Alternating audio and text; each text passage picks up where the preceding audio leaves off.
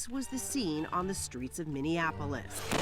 All you have to do is press this button right here, and it starts recording. Observers warned CCOT was violating the UN standard. $8 million for making mice transgender. What a time to be alive. It's tempting to say that reality is catching up to fiction. You open the news and think, I've read this before. A new piece of technology drops and within minutes someone says, this is literally Black Mirror. A new law gets passed and suddenly 1984 feels less like a novel and more like a documentary. Now, of course, real life isn't taking inspiration from fiction. I mean, sometimes it feels like it is, depending on the public figure. But that's not how this actually works, it's the other way around. Dystopian authors take inspiration from real events and real systems. It just so happens that in some cases reality ended up pushing those ideas even further than the fiction ever did. So the question is, do we still need dystopias? If we heard the warnings and didn't stop anything, if as societies we sometimes even defend the very things our predecessors were afraid of, what purpose does the genre serve now? After a brief surge in popularity with young adult dystopias, interest in traditional dystopian stories seems to have faded. The genre that once warned us and forced us to reflect, maybe it's dead. Evgeny Zamarin's We is often called the first canonical dystopia. Obviously, it wasn't the first dark or pessimistic story ever written, but it did lock in a formula that we still use today. The novel imagines a future state where people don't have names, only numbers. Everyone lives in glass buildings, so privacy barely exists. Citizens are uniformed, depersonalized, and any display of imagination or emotion is treated as a defect, a malfunction in the system. We was written in the aftermath of the Russian Revolution, at a moment when individuality was being actively replaced by collectivist ideology. So Zamarin wasn't inventing a fear from nothing.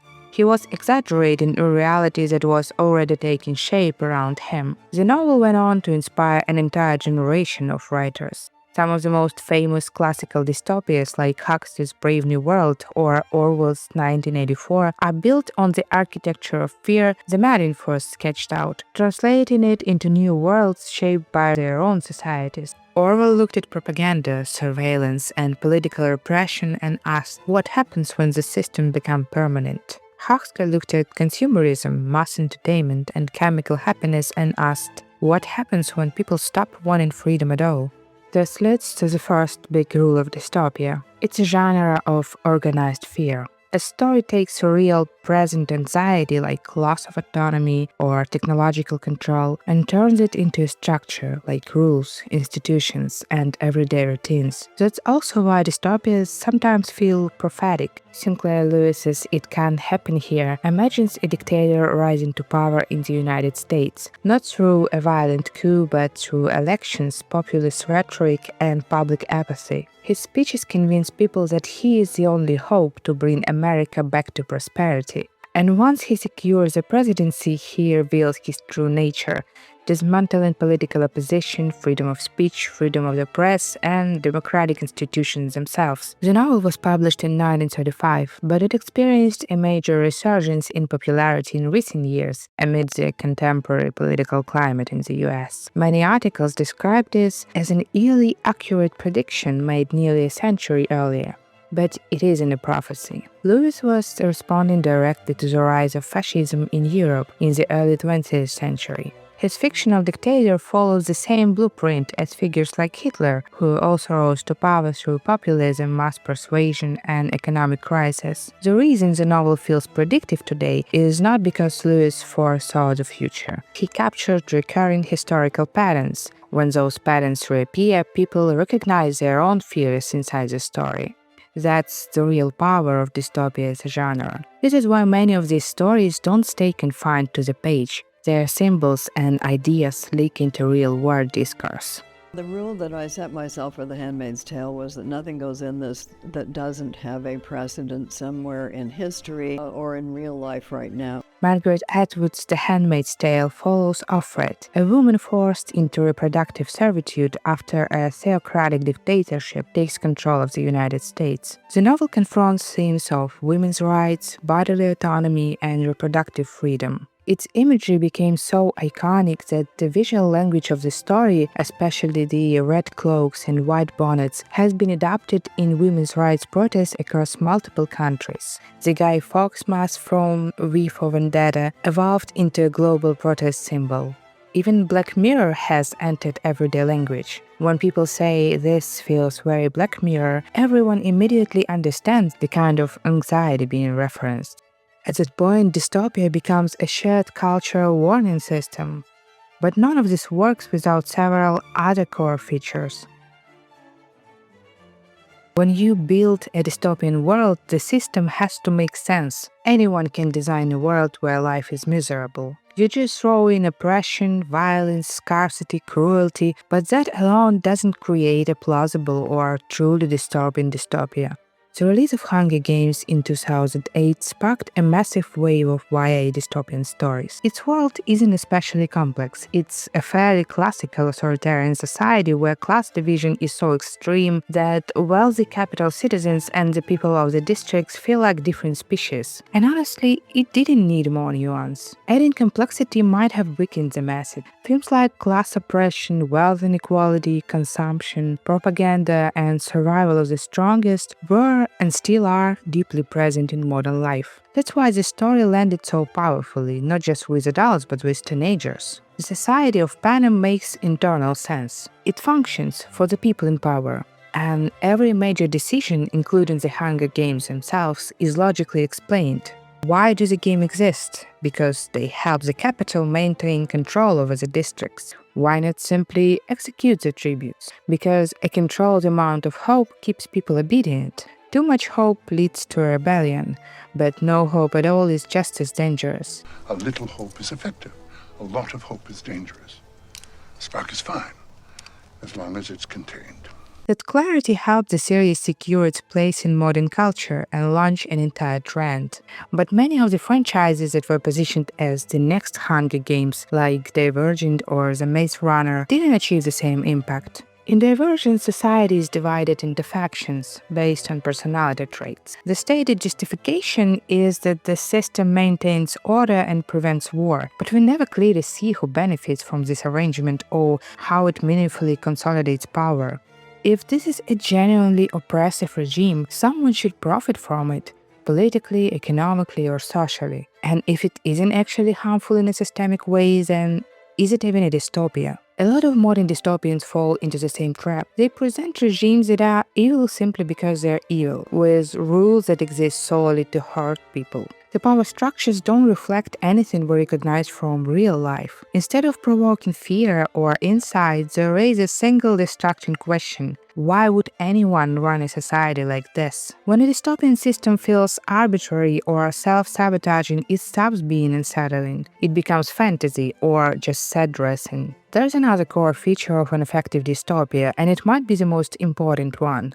Normalization. In Fahrenheit 451, book burning is normalized to a point that it's an actual job. Firemen destroy knowledge openly and with social approval. The society in the novel isn't constantly screaming in terror. It's distracted, entertained, and deeply anti-intellectual. People sense that something is wrong, but they comply anyway. You have to show how people learn to live with the system, be it through fear, propaganda, convenience, or constant stimulation. Without normalization, the story loses its teeth. It becomes a simple battle between good and evil instead of a mirror held up to real social behavior.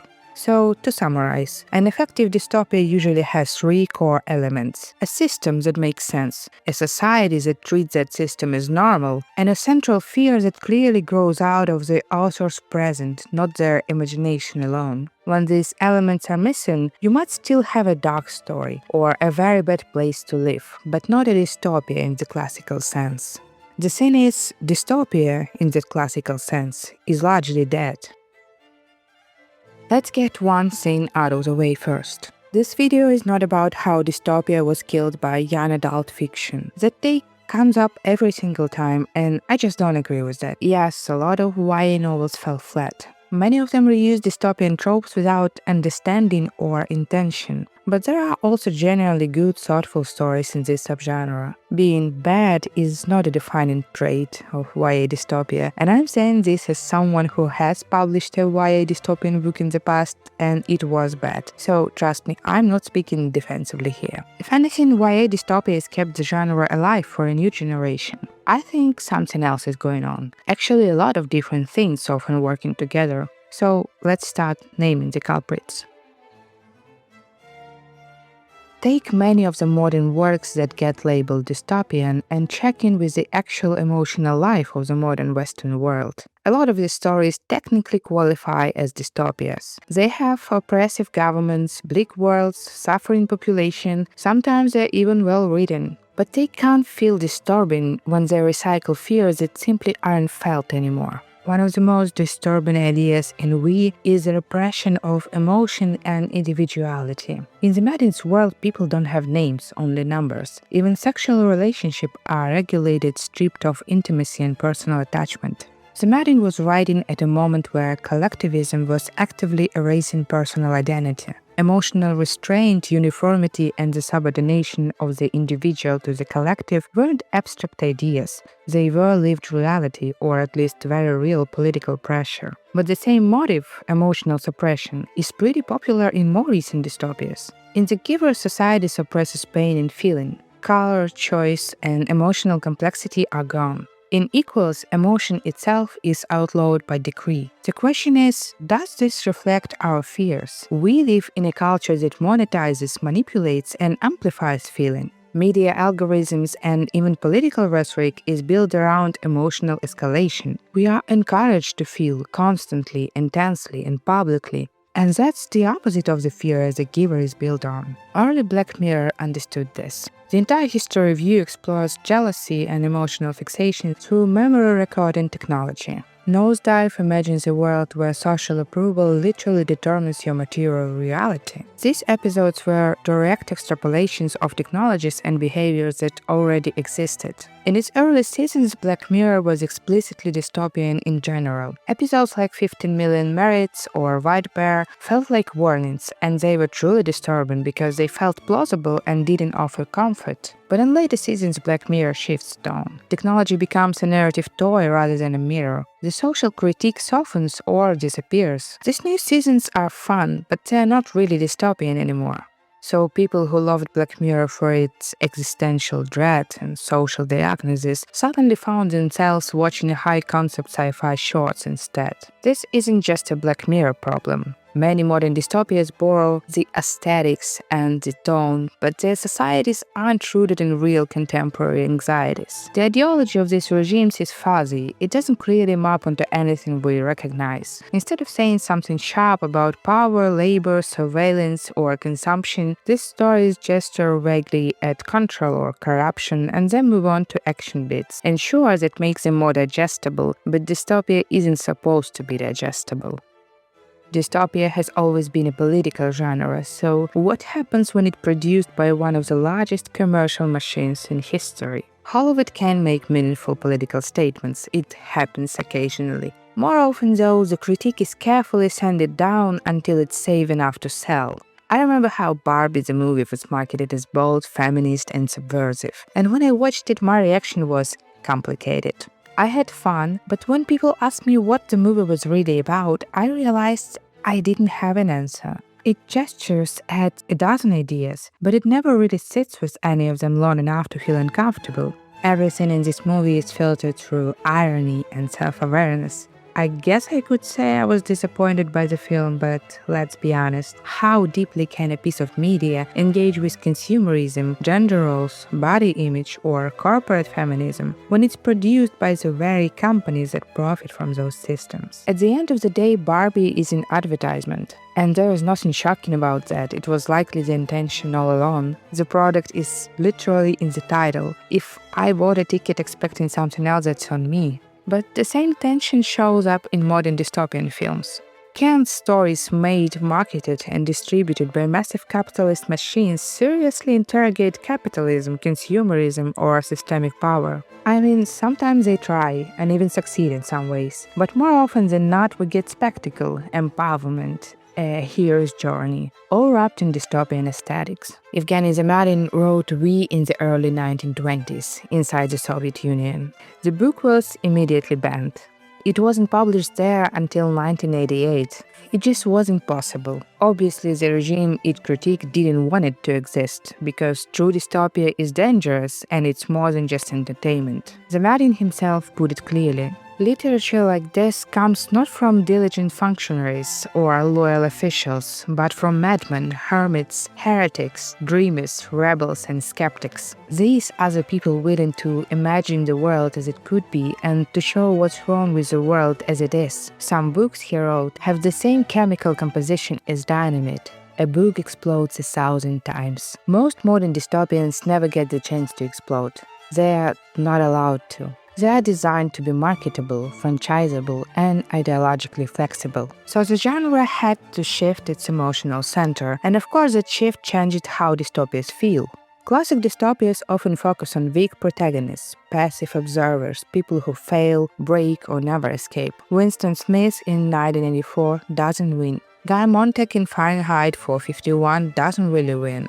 D503 in We collapses under the system he helps construct. These stories aren't about personal transformation. Modern dystopias usually go in a very different direction. They center exceptional individuals, chosen ones, protagonists whose personal strengths can actually change the world. This is how the genre shifts from systemic critique to empowerment fantasy. I get it, empowerment sells. It's easier to market than discomfort. The problem is this change drains the genre of its most unsettling quality. Because if the problem can be solved through personal bravery, then the system itself isn't really the villain. And maybe dystopias are dying just because they're redundant. We've seen the imagery. We know all these tropes and warnings, we know about surveillance, algorithms, anti-intellectualism, class disparity. It's all familiar, it's already happening to us. Real life doesn't feel as intense as 1984 or Brave New World. It isn't cinematic, it's slow and constantly updating. We adapt to new crises as they arrive, then move on to the next one. Dystopian stories often ask us to step back, look at society from the outside, and feel horror. But we've been looking for a long time now. Maybe we still feel uneasy, but each time, a little less. That might explain why YA dystopias still hit harder. Their audience hasn't been desensitized yet. The fears feel fresh and personal, while for adults, dystopias sometimes feel just like Tuesday. Ironically, that adaptation is exactly what classic dystopias were trying to warn us about.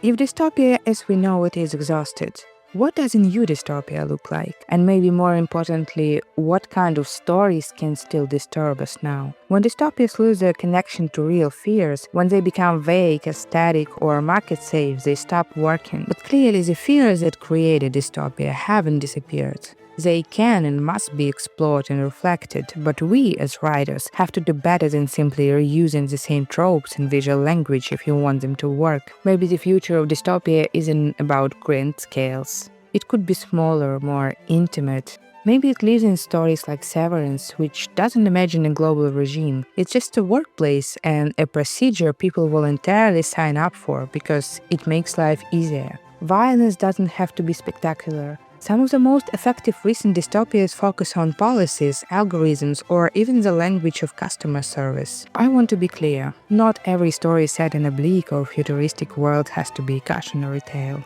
Stories that are just cool adventures in fictional settings absolutely deserve to exist, but we can't expect the same kind of impact or reaction from them. At the same time, dystopia still matters. Even in its subtler forms, it can make us pause and think. Dystopia might look different now, but its job hasn't changed. To hold up a mirror and make us look. If you made it all the way here, thank you for sitting with me through this. I would genuinely love to know what you think. Do you feel like dystopias still work for you, or do they just feel like background noise now? And if you want to stick around for more conversations like this, you know what to do. I'll see you in the next one.